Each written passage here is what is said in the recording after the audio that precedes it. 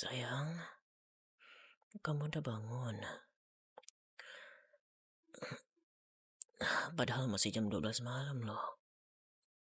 Kenapa? Oh, ini ya. Sakit ya tadi ya. Makanya kamu bangun. Maaf ya, aku tahu aku tadi kurang sabar. Atau mungkin terlalu egois karena aku udah nunggu malam ini sejak hari pertama kita sah di depan hukum dan agama. Tapi beneran deh, aku nggak ada niatan buat nyakitin kamu. Ya, selama ini aku tahu kamu selalu kepikiran sendiri. Kamu sering overthinking soal pekerjaanku di kampus. Soal aku yang sering pulangnya malam, atau ketemuan sama mahasiswa dan rekan kerja. Malam ini, atau lebih tepatnya, malam pertama kita, adalah bukti paling nyata kalau hatiku cuma milik kamu seorang. Gak ada tempat buat orang lain di hidup aku selain kamu. Aku cuma seorang dosen. Duniaku di luar sana memang penuh kesibukan dan tekanan. Tapi begitu pintu rumah ini aku buka, semua lelah itu hilang karena aku tahu ada istriku yang nunggu di sini. Aku mau pernikahan kita bukan cuma sekedar status di atas kertas, tapi ikatan batin yang kuat, yang bikin kamu nggak perlu lagi merasa insecure atau takut kehilangan aku. Aku serius mau bangun masa depan sama kamu. Kalau kamu masih suka overthinking mikir aku bakal main-main di luar sana, coba pakai logika sederhana kita sebagai orang beriman. Kamu tahu kan, dosa terbesar dalam hubungan pernikahan itu apa? Melantarkan anak dan melantarkan keluarga itu dosa besar. Tapi yang paling menghancurkan fondasi rumah tangga adalah pengkhianatan alias selingkuh. Coba bayangin deh, kalau seseorang tiba-tiba pindah keyakinan dan meninggalkan agamanya, itu namanya apa? Murtad kan? Keluar dari batas iman yang sudah diyakininya sejak awal. Nah, buat aku, perselingkuhan di dalam pernikahan itu sama persis artinya dengan murtad. Saat aku milih kamu jadi istriku di depan altar dan saksi, itu adalah janji suci kita. Mengkhianati kamu dengan melirik atau mendekati perempuan lain di luar sana, itu sama artinya aku murtad dari janji suci pernikahan kita. Dan aku tidak akan pernah melakukan kebodohan serendah itu. Keimanan aku pada pernikahan kita, pada kamu juga, itu harga mati. Jadi, jangan pernah samakan aku dengan laki-laki di luar sana yang gampang tergoda. Dunia boleh sibuk dengan urusan kampus dan pekerjaanku, tapi hatiku sudah punya agama dan kiblatnya sendiri, yaitu kamu. Sekarang, masih mau overthinking lagi? Maaf ya, ngomongan aku agak kurang jelas karena kebiasaan aku baru bangun. Tapi sekali lagi, emangnya kamu mau aku masuk neraka gara-gara main-main sama perempuan lain? Ya jelaslah aku gak mau. Udah punya bidadari senyaman ini di rumah, kok malah mau cari gara-gara yang bikin rugi dunia akhirat? Gak masuk akal banget kan? Makanya, aku selalu percaya kalau moral dan prinsip itu harus dijaga. Ya, meskipun gak ada orang yang lihat. Hal-hal baik yang kita lakuin secara diam-diam seperti menjaga pandangan di luar, menolak kesempatan buat berkhianat waktu nggak ada siapa-siapa itu emang kelihatannya sepele dan nggak langsung kelihatan hasilnya. Tapi aku yakin dampaknya pasti ada. Buah dari kejujuran dan niat tulus itu yang bakal bikin rumah tangga kita tenang, berkah dan jauh dari rasa curiga yang nggak perlu. Aku pengen kita bukan cuman bahagia waktu lagi bareng-bareng aja, tapi juga aman waktu kita lagi terpisah jarak dan kesibukan. Karena fondasi pernikahan yang kuat itu dibangun atas dasar takut sama Tuhan dan rasa hormat ke pasangan, bukan cuman karena takut ketahuan. Hmm? Kenapa? Hah? Astaga, polos banget. Polos banget sih kamu. Kamu mau ngelakuin itu 2 kali? Jadi langsung dapat anak dua gitu? Gini ya sayang, gini sayang, gini. Konsep biologi dasar kehamilan itu nggak sesederhana kuantitas atau frekuensi sayang. Jadi tuh, proses pembuahan itu cuma butuh satu sel sperma yang berhasil membuahi sel telur. Jadi, seberapa sering kita melakukannya dalam semalam, nggak jadi jaminan jumlah anak itu jadi dua. Enggak sayang, enggak. Apalagi langsung bikin anak itu tumbuh jadi tinggi, enggak gitu. Itu lebih banyak dipengaruhi sama faktor genetik dari postur tubuh kita berdua, ditambah asupan gizi, nutrisi, sama pola hidup sehat saat mereka besar nanti. Bukan dari seberapa sering orang tuanya maraton itu di malam pertama, bukan saya. Ya kalau konsepnya gara-gara itu 2 kali, ya terus langsung punya anak dua, atau langsung tinggi seketika, ya rumah tangga orang-orang di luar sana pasti udah padat penduduknya dari tahun pertama tuh. 2 kali dapat anak dua. 2 kali itu dapat anak dua. Iya iya iya iya iya iya iya. Ita, iya iya iya iya iya.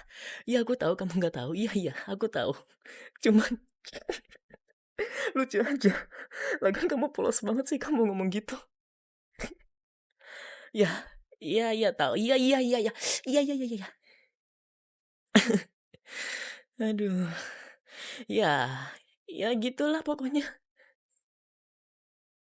Hah? Iya, kalau mau ngelakuin itu ya terserah kamu mau atau enggak. Aku mah pasti nggak maksa. Hmm?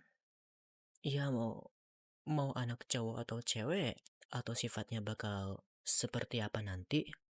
Jujur aja, buat aku itu sama sekali nggak jadi masalah. Dikasih anak laki-laki yang aktif dan mirip kamu atau an- anak perempuan yang manis dan penurut seperti ibunya. Dua-duanya anugerah yang luar biasa kok. Aku nggak punya standar atau tuntunan khusus soal gender anak kita harus gimana. Ya, yang paling penting buat aku cuma satu sih. Anak kita tumbuh jadi pribadi yang berakhlak baik, punya hati yang tulus, dan tahu cara menghargai orang lain. Urusan nanti dia suka apa, cita-citanya jadi apa, atau dianya bakal seperti apa. Yang utama buat aku adalah dia tuh tumbuh jadi anak yang bahagia. Tapi ada pengecualiannya juga sih. Ada sih. Ya aku nggak mau anak aku jadi perokok. Udah itu aja. Ya aku mau rumah kita nanti penuh sama tawa mereka. Dan tugas kita berdua adalah memastikan mereka hidup senang. Ya merasa dicintai juga dan akrab lah ya. Oh ya sama nggak pernah kekurangan kasih sayang. Jadi semuanya harus setara. Jadi soal gender atau fisik anak nanti, kamu nggak usah pusing atau overthinking deh. Apapun bentuknya nanti, mereka tetap buah hati kita yang paling berharga. Ah, tunggu. Mereka? Oh, baru sadar aku tadi ngomong mereka ya. Seolah-olah kita bakal punya anak banyak. Gara-gara kamu jadi punya anak gue jadi aku ngomong mereka kan. Aduh. Tapi ya sudahlah. Kalau soal jumlah anak, kita nggak usah muluk-muluk atau terbebani. Kalau Tuhan kasih satu, kita sudah harus sangat bersyukur dan senang banget. Kalau ternyata dikasih dua atau lebih, ya kita sambut dengan rasa bahagia yang sama besarnya. Tapi kalau Tuhan berkata lain, semisal ya kita masih belum punya buah hati, ya kita harus bersabar. Apapun nanti jalannya, aku yakin setiap anak yang dititipkan ke kita pasti punya maksud dan makna tersendiri darinya. Kehadiran mereka nanti bukan cuman sekedar pelengkap rumah tangga, tapi juga wujud nyata dari ikatan cinta kita berdua yang disahkan. Jadi ya, jalani aja pelan-pelan. Ya biar takdir dan waktu yang menjawab semuanya. Hmm? Kamu mau peluk? Yaudah sini sini sini. Kenapa? Hmm? Mau apa sayang? Pasti kamu mau peluk gini, pasti ada apa-apanya. Soalnya kan kamu pas ngambek malah ngejauh. Kamu malah mau peluk kayak gini. Kenapa? Jangan bilang mau minta ronde kedua ya, biar langsung dapat anak dua. Gitu. Ita! Aduh, iya, iya, iya. Ampun, ampun. Oh, iya, saya, iya, iya, iya, iya, iya. Iya, iya, aku nggak ngulangi lagi. Iya, iya. Ya aku tahu kamu cuman pengen deket-deket aja. Iya, iya. Oh, iya, iya, iya, iya, iya. Sakit tahu ya. Iya, iya, iya, iya, iya, iya, iya. Ya aku tahu kamu cuma pengen deket-deket. Iya, aku tahu, aku tahu. Sini, sini, sini. Peluk yang erat. Gak usah malu-malu lagi ya. Eh, ngapain malu? Kita kan udah suami istri ya. Gimana? Udah ngerasa lebih enak? Hmm? Apa masih ada overthinking yang mengganjal di kepala? Atau udah lega? Syukurlah. Kalau kamu udah tenang begini, aku juga ikut lega.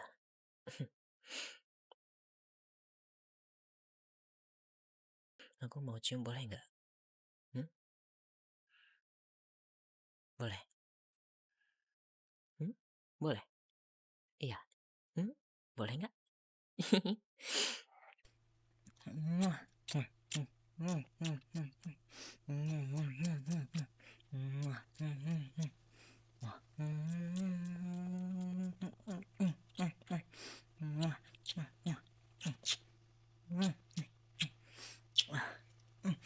Mana bibirnya?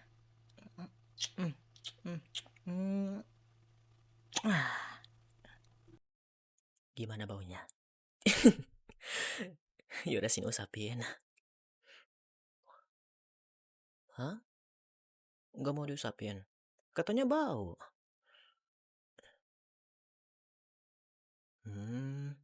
Mau gantian? Kamu mau cium aku? Bayar dulu 100. Aduh. Iya deh nih. Kamu cium aku gitu ya? Kayak tadi.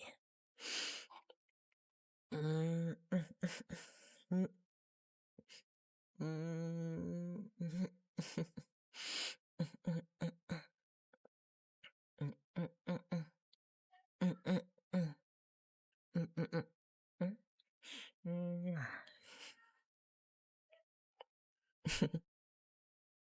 Besok, tunggu dulu. Oh iya, sekarang mah udah bukan besok lagi. Tapi ini udah jam 1 pagi. Berarti kita jalan-jalan untuk hari ini ya, bukan besok. Gimana kalau nanti pagi setelah kita bangun dan sarapan, kita jalan-jalan? Gimana? Hmm? Tenang aja kok. Dosen kesayanganmu ini udah ambil cuti khusus buat istri barunya. Hmm? Hah? Emang kamu kesinggung ya, istri baru? Kan kita nikah baru 1 bulan. Nah, kalau aku bilang istri baru, tapi kamu masih ada, nah itu baru. Kamu kesinggung. Cuman ya, kalau kamu izinin aku poligami ya boleh sih. Iya iya iya iya iya, iya iya iya iya iya iya, ya ampun ampun sayang, iya iya iya, aku cuma bercanda, iya aku bercanda sayang, aku nggak bakal poligami, beneran sumpah demi Tuhan, aku nggak bakal poligami. Ya, yang mah, kan aku lagi ngomongin jalan-jalan, kenapa jadi ke sana ngomongnya? Ya ya jalan-jalan, aku mau ajak kamu ke Asakusa, ke tempat yang paling kamu suka itu. Kita jalan-jalan santai, nikmati suasana di sana. Terus cicipin jajanan pinggir jalan sepuasnya dan kita pakai kimono bareng-bareng. Mau kan? Nah, ya pasti aku tahu lah. Masa suami nggak tahu kesukaan kamu? Udah jam 1 pagi kamu masih ngantuk nggak? Atau mau lanjut tidur? Mau lanjut tidur? Ya udah. Oh ya Sumi. Bukan. Oh ya Sumi. Hai.